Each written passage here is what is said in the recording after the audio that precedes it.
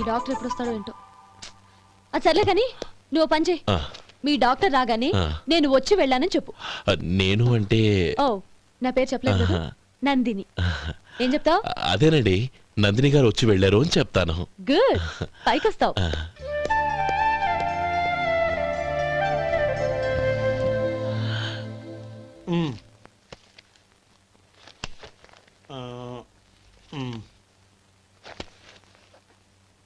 దీంతో మొత్తం 4,98,200 అయ్యాయి.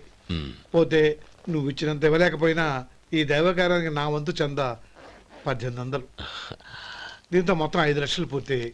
సరేరా, నేను ఈ డబ్బు తీసుకుని పట్నం వెళ్ళి బ్యాంక్ లో వేసి వస్తాను. అలాగే, నేను నీతో వద్దాం అనుకున్నాను రా, అనుకోకుండా సాయంత్రం ఇన్స్పెక్షన్ వచ్చింది. పర్వాలేదులే, వెళ్ళొస్తాను.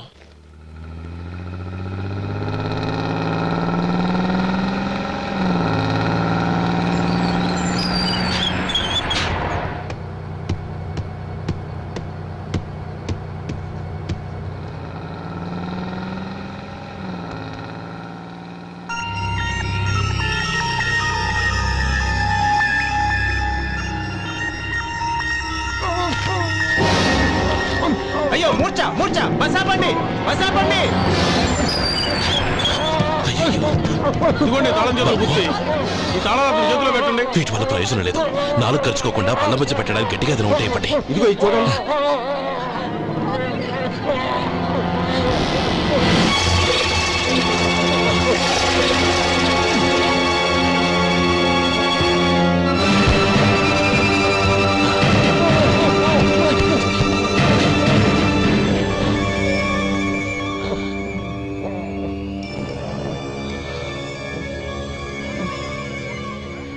మీరు వెళ్ళి మీ సీట్లో కూర్చోండి, కొంచెం గాలాన్ని పట్టి. ఇప్పుడు ఎలా ఉంది బాబు?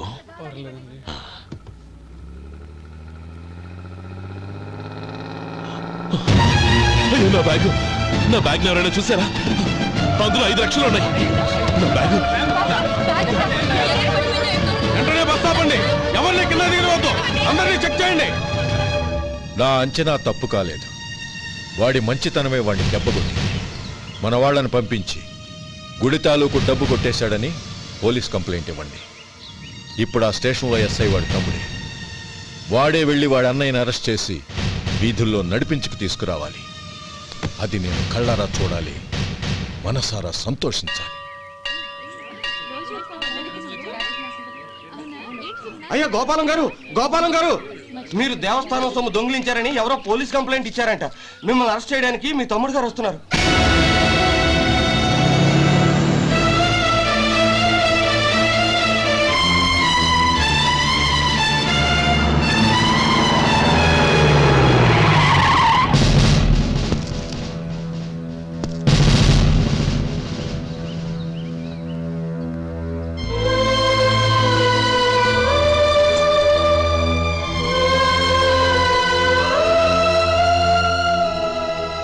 చూడు గోపి, ఎప్పుడు నువ్వు ఉద్యోగంలో చేరావో అప్పుడే తన పలానే తేడా మర్చిపోవాలి.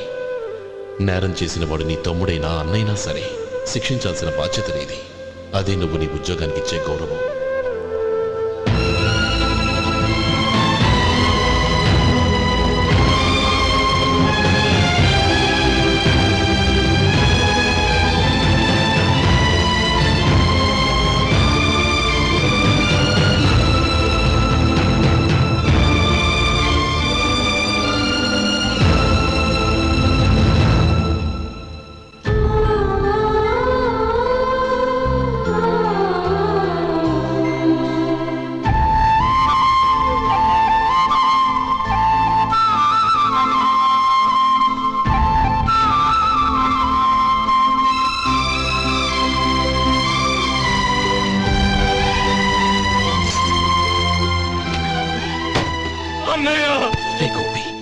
ఏమిట్రా ఇది?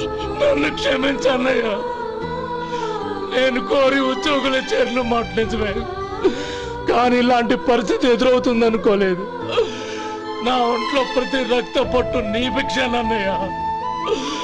నిన్ను అవమానపరిచి ఉద్యోగం నిలబెట్టుకునే బదులు నా ప్రాణాలను వదులుకుంటారు, కానీ ఈ పని మాత్రం నేను చేయలేనన్నయ్య.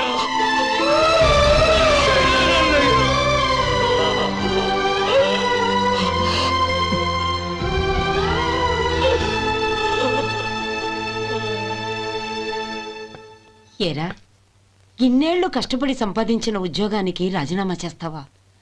కనీసం నీ పెళ్ళాం ఏమనుకుంటుందోనని ఆలోచించావా? ఇందులో అనుకోవడానికి ఉంది మామగారు. ఎండనక వాననక కష్టపడి ఓ తండ్రి కంటే ఎక్కువగా ఈయన్ని పెంచి పెద్ద చేశారు బావగారు. అలాంటి దేవుణ్ణి అరెస్ట్ చేసే ఆ ఉద్యోగం ఈయనకు అవసరం లేదు. బాగుంది. అన్నకు తగ్గ తమ్ముడు, తమ్ముడికి తగ్గ పెళ్ళాం. సరే మీ ఇష్టం. నానమ్మ అన్నయ్యడి. నమస్కారం అండి. ఓ నువ్వా?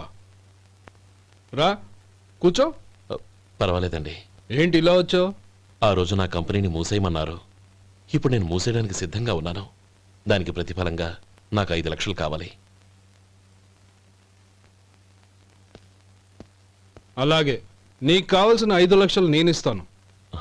చాలా థ్యాంక్స్ అండి. కానీ మీరు మీ కంపెనీని మూసేయక్కర్లేదు.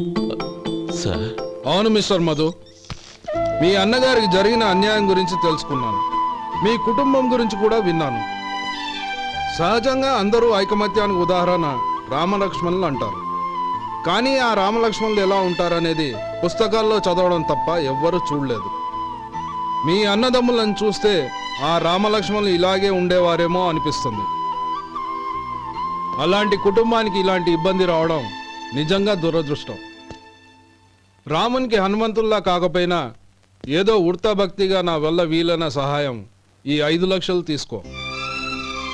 మీ కంపెనీ పేరు మీదే అన్ని సరుకులు తయారు చేయండి. నేను వాటిని ప్రపంచమంతా మార్కెటింగ్ చేస్తాను. సార్, మీ రుణం ఉంచుకోను. తొందరలోనే తీర్చేస్తాను.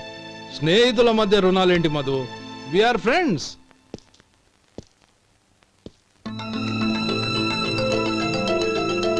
ఏంటే అక్కడ ఆగిపోయావు? రా.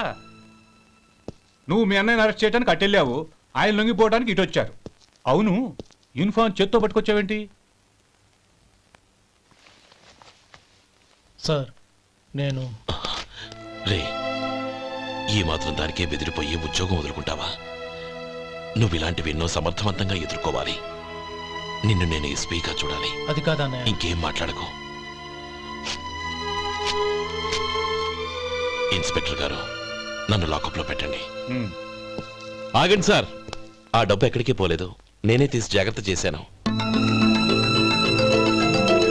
ఈ విషయం అన్నయ్యకి తెలియక బ్యాగులో డబ్బు కనబడకపోవడంతో అది పోయిందనుకున్నాడు.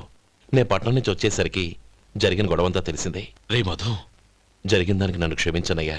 ఇంటికి వెళ్ళాక అన్ని వివరంగా చెప్తాను. సార్, ఇదిగోండి 5 లక్షలు. ఇది కమిటీ వాళ్ళకి అప్పగించి ఈ కేసు కొట్టేయండి సార్.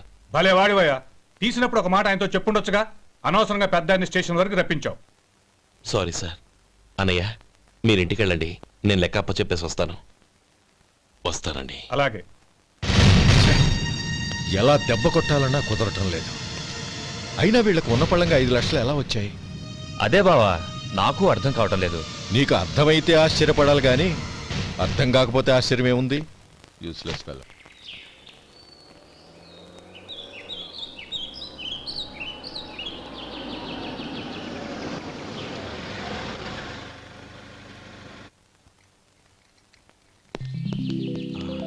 నువ్వు ఎక్కడే ఉండు. అన్నయ్య మూడు ఎలా ఉందో చూసి నేను లోపలికి తీసుకెళ్తాను. ఓకే? అలాగే.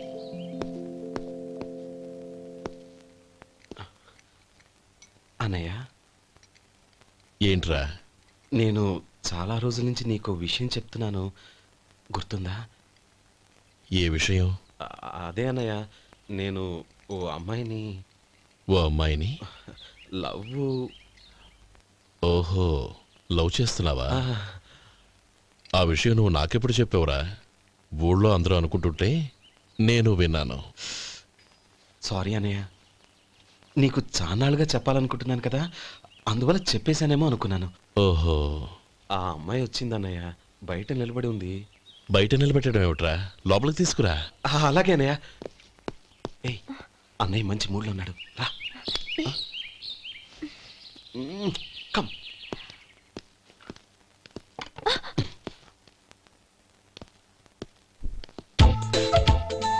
ఎందుకంటావేంటయ్యా? ఆ అన్నయ్య మాట వినగానే మీ డాక్టర్ గడగడ వణికిపోతాడు. అసలు డాక్టర్ చదివే తమ్ముడిని అలా భయపెట్టచ్చా? తప్పు కదా? తప్పేనండి. ఆ, నమస్కారం మేడం. నమస్కారం. అదేంట్రా, మనిషో పక్కనుంటే నమస్కారం ఇంకో పక్కనుంది? అది మర్యాద అన్నయ్య మర్యాద. ఆహా అవును నీ పేరేంటమ్మా? నందిని. ఆ నందిని. నందిని అన్నయ్య. ఏ ఆ ముక్క తను చెప్పలేదా? పెద్దలంటే మహాగౌరవం అన్నయ్య. మేమిద్దరం ఇంత క్లోజ్ ఫ్రెండ్స్ కదా, ఆయన నాతో కూడా ఎక్కువ మాట్లాడదు ఓహో కదా. నాకు మీ డాక్టర్కి పెళ్ళవని అప్పుడు అన్నయ్య సంగతి చెప్తాను. ఏం చేస్తానండి? ఏం చేస్తానా? సంవత్సరం తిరగకుండానే కవల పిల్లలు కని వాళ్ళ అన్నయ్య చేతిలో పెడతాను. వాళ్ళకి 5 సంవత్సరాలు వచ్చేసరికి ఆయన్ని బాగా ముట్టిగలేస్తారు. అవును అమ్మాయి మోహం చూడకుండా నిర్ణయం ఎలా తీసుకోనరా? తలెత్తు.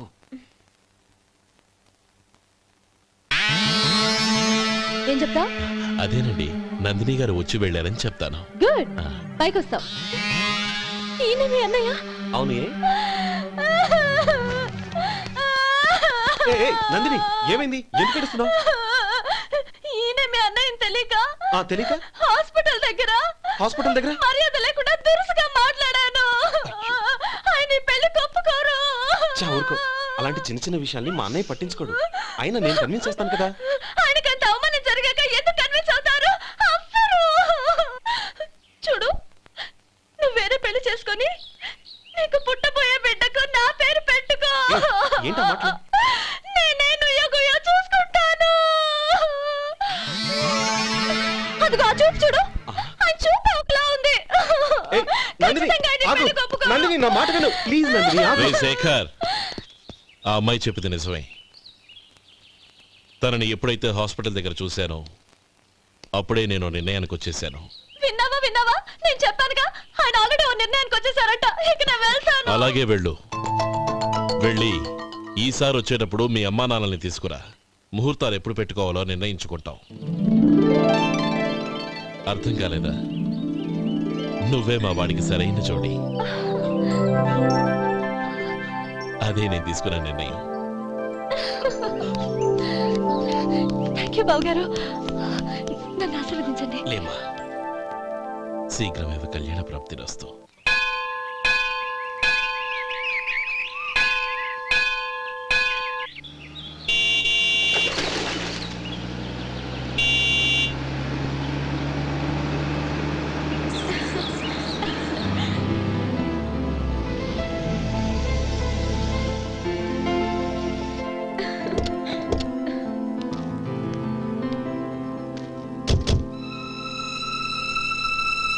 రామా.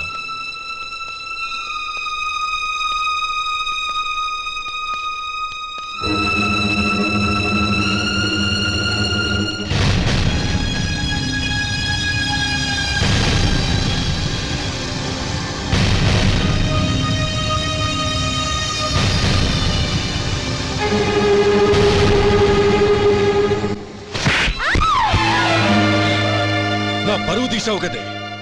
ఒక బెచ్చగాడిని నువ్వు కోరుకున్న వాడికి ఇచ్చి చేసేవాడిని. కానీ నువ్వు ఎవరిని ప్రేమించావో తెలుసా? ఎవడి నీడ సోకితే పంచమహాపాతకాలు అంటుకుంటాయనుకుంటున్నానో వాడి తమ్ముణ్ణి. ఆ రోజు ఆ గోపాలం గాడు నిశ్చితార్థం వరకు వచ్చి నా చెల్లెల్ని చేసుకొని వెళ్ళిపోయాడు. ఆ ఆవేశంలో తొందరపడి ఓ పొరుగురు వాడికి నా చెల్లెల్ని ఇచ్చి పెళ్లి చేశాను. ఆ తర్వాత తెలిసింది వాడికి అంతకుముందే పెళ్లి అయిపోయిందని. వాడు పెళ్ళైన వాడైనా పర్వాలేదు, పరమ దుర్మార్గుడు. ఇంకొకరిని ప్రేమించిన దానివేగా అని దెప్పి పడుస్తూ నా చెల్లెలకి మాటలతోనే నరకం చూపించాడు. అటు ప్రేమించిన వాడు దగా చేశాడు, ఇటు చేసుకున్నవాడు కిరాతకుడు. ఇలా చిత్రవధ అనుభవించి నా చెల్లెలు ఒకరోజు స్టవ్ పేలిపోయి చనిపోయింది. దీనికంతటికీ కారణం ఎవరు? వాడు అన్న. అటువంటి వాడింటికి కోడలుగా వెళ్తావా? ఒక్క మాట చెప్తున్నాను విను. నువ్వు జీవితాంతం పెళ్లి చేసుకోకుండా ఇంట్లో పడినా పర్వాలేదు, కానీ వాడి తమ్ముడితో మాత్రం నీ పెళ్లి జరగదు.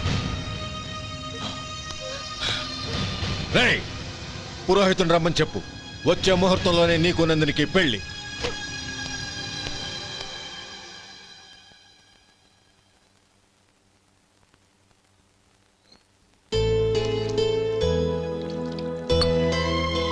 ఒరే అదేంట్రా